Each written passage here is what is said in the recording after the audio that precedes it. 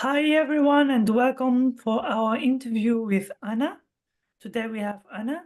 She won last year MICCAI Student World Educational Challenge. Anna came at third position and luckily for her and for us that she joined MICCAI Student World this year. Welcome Anna. Thank you so much. It's a pleasure to be here. Could you please introduce yourself? Absolutely. So, hi everyone. My name is Anna. I'm a second year PhD student studying in Boston in AIM Lab. My main research is artificial intelligence and medicine and everything related to that. And I'm really passionate about that topic. Cool.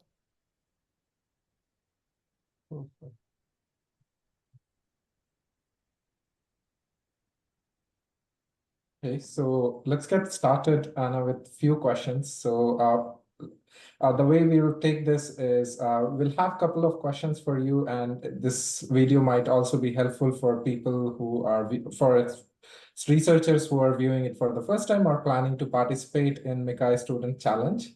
So let's get started with some of the questions which might be appealing to the audience as well as the young researchers.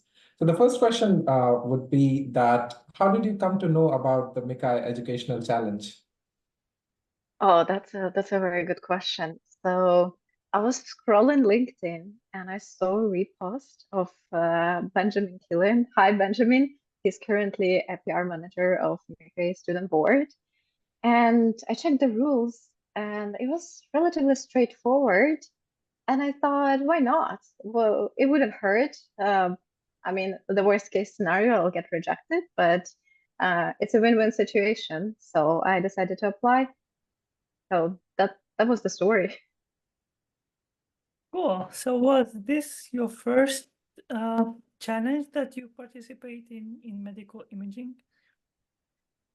I think so. Yeah, it must be the first specifically educational one. Um, yeah, I never really did anything before like that, so it was my first experience. Oh, so also you would have been an early researcher since you mentioned that you were your second year into your PhD, which means last year would have been your first year. So how would you say that you decided about the topic and format of submission? Could you please take us through a bit of the process that went through your mind, and how did you outline the plan since you were also participating for the first time? Thank you. So actually, when I was preparing for submission, I already quite have quite some material on hand. What I mean by that is in my free time, I like sometimes to recap the information that I learned and write it in a digestible format. And that's how I started with Medium blog posts. And I have a couple. I wish I had more time to write there, but in my opinion, Medium blog posts is like an easy way to communicate sometimes technical details of what you learned. And I really had material on hand. I really had two blog posts, one for processing on CT data and another one on MRI. And I submitted both and I won, I think, with MRI for processing blog post. But anyways, even though the second blog post didn't win, I think it's still beneficial to gain some visibility because it's now permanently attached to the MICCAI Educational Challenge initiative, and people can find it out from there and hopefully use. So yeah, basically I had material on hand and it didn't require any specific formatting, which was great, specifically in a tight schedule. It's really good to repurpose sometimes material that you already have on hand. Yeah. So speaking of materials, Anna, have you been inspired by some of the previous materials from the MICCAI Educational Challenge? So I absolutely checked what was winner material from last year just to see if my subject or my topic might be of interest. I definitely scrolled through a couple of posts and I saw this absolutely delightful video from Professor Andreas Meyer, absolute hit of his YouTube series. So absolutely, yeah, some inspiration was there. And I really like this type of content that is not like so difficult technical language as paper wise, but is a little bit easier to consume. You see what I mean? It's like straightforward, plain English language. It's very digestible. I just remember myself being like a couple years ago learning something new and stumbling across super helpful Medium post, and I was like, oh God, bless this person just for taking time and explaining it. Yeah, so that's a way of giving back to community. Cool. That's great. Seems like a very exciting process. So just to summarize, like if I quickly understand the process that you went through. So you came across the post on LinkedIn, and then you decided, why not? Let's give it a shot. And then you already had some material on hand, and one of the things that you really enjoyed was writing this Medium blog post so that you could share your common knowledge with your peers and other researchers around the world. And then you decided that it fits very well in the agenda of MICCAI's educational challenge, and then you went ahead with it. So in this entire journey, or this, if it could be called as a journey, what did you enjoy most in the process? I think there were two parts to this process. First one was creating material itself, but the second point was when I was pre-selected as a finalist and we needed to make a promotional video. And I had a couple of ideas, and the chatbot was used in previous years, and I was like, yeah, I can do some PowerPoint slides, but would it be so interesting? Would people be really interested in what I'm promoting? And I thought, you know what, let's try something super non-standard. And I created like a short, super funny video. I don't know, we can probably link somewhere here, or you can look it up. So that was really fun. And after I finished creating that short video, I was just going around and showing to my colleagues, oh, look what I did. That's actually my best work of the day. And everyone seemed to enjoy it very much because it was fun, and it was not so much. I didn't think it was very educational, but it got the job done. It was good advertisement of what has been done in a work, and maybe it's more appealing to the general communities. Yeah, so definitely there were two pieces that were super fun. First was creating the material itself, because I think it's a good recollection of your thoughts just gathered together, and the second was creating the video itself. Amazing. Anna, in one word or few words, how would you describe or summarize your entire participation experience from the very first moment you saw the challenge advertisement to the day you got the email notifying you that you won? Straightforward, fun, and easy. I wish more processes were like that. Honestly, it was very refreshing to get reviewer number 2 comments and to revise the submit. So I definitely encourage you to participate. That's great. So in terms of you have now some experience and also experience in preparing the material.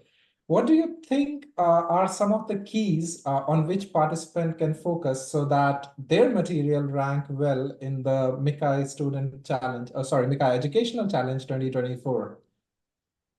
I would break it down in a couple of points. First and foremost, it will be usability and appeal to general public. So it needs to be on time.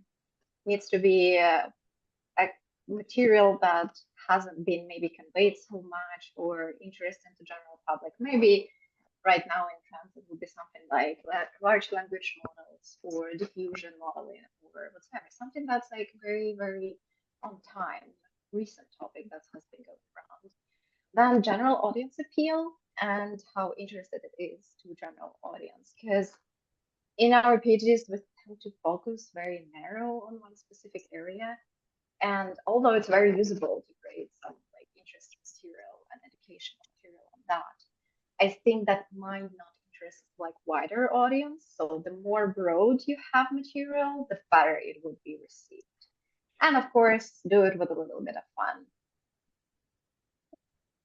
Cool. Okay, one other question. Do you feel that your participation at this challenge benefited you in terms of work, or was it a task that took a lot of time and didn't yield as much as you want? I think it benefited at least one person that I know personally. So there is a part of process where you have to transfer your knowledge, right? And sometimes you have to onboard and educate people that are very early in their career. So they might have known some computer science knowledge, but not necessarily medical imaging. So for me, this format of workshop was actually a great way to summarize material that I would anyway teach students or peers or someone that I'm co-supervising.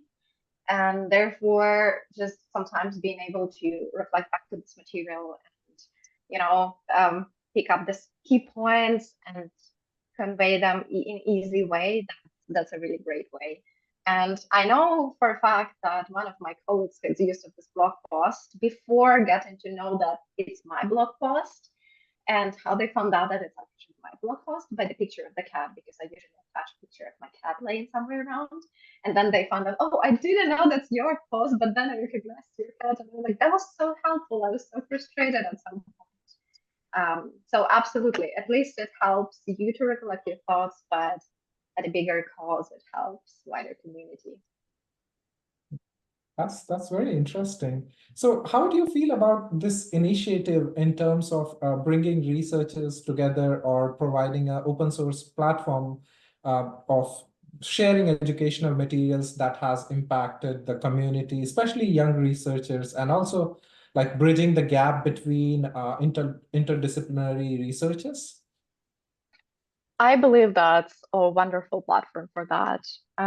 It not only promotes this collaboration, it also creates meaningful information. And I think specifically when you dive deep into some like narrow part of medical processing or computer aided procedures, there's a lot of pinpoints that are you figure out during your way, but then you forget about them. So sharing information online and having it curated in a one accessible point, which is like MICCAI Education Challenge, is a great platform for that. I think it's really great. Amazing. Do you have any advice for young researchers willing to participate in this year's MICCAI Educational Challenge? My best advice would be never say no to yourself. Let others say no to you, but don't even second question yourself and just try it out. The worst that's gonna happen is you're gonna get rejected, and we know how it goes. Revise and resubmit. Just keep it positive and keep trying. And all the best luck. I believe in you. There might be this open question which I just thought of, which is about the fact that a lot of researchers, and I remember my time when I was starting and got to know about these challenges. There was always this doubt that there are a lot of research papers available, a lot of material available. So how do the people participating in this challenge make a contribution? So what do you think about that? There is always one thing. I think best point where you can spot this lack of knowledge when you tackle the problem and you start Googling, you start researching, and then at some point you spend too much information and too much time doing that, and you created way too many links. Your information is scattered all across. Then you're thinking, oh my gosh, how did I actually come up to the solution? And then you're thinking that there was some like key points, turnarounds, some thought process behind it, but it was not like in one place. So I think this is a golden spot of creating some material that would be interesting to younger researchers. Because right, for someone it might be faster, you might do the Google faster, but for some people, especially if you're very, very new to the topic, it might take a while to actually formulate your question to know what to Google. Of course, nowadays with the ChatGPT, you probably can narrow down your question and answer pretty easily. But still, being a human, you can convey this information very clearly and put some creative touch to it. I would definitely agree to that. But thank you for a well-curated answer. That's absolutely amazing. Anna, you have been great this evening. Thanks a lot for your interview. Thanks a lot for your answers, and I hope to see you again soon. Thank you so much for having me. Have a wonderful evening, day, or morning, whatever you are joining us from. Thanks. Thank you, Anna. And also for our viewers who might be viewing, we'll be sharing links to MICCAI Educational Challenge 2024. So do not hesitate, as our last year's winner suggested, that take a chance, and we welcome all of you to participate, even if you are thinking, even if the material is not completely done, do take a chance and definitely make your submissions. So expect to see you all around at MICCAI. Bye. Bye, everyone.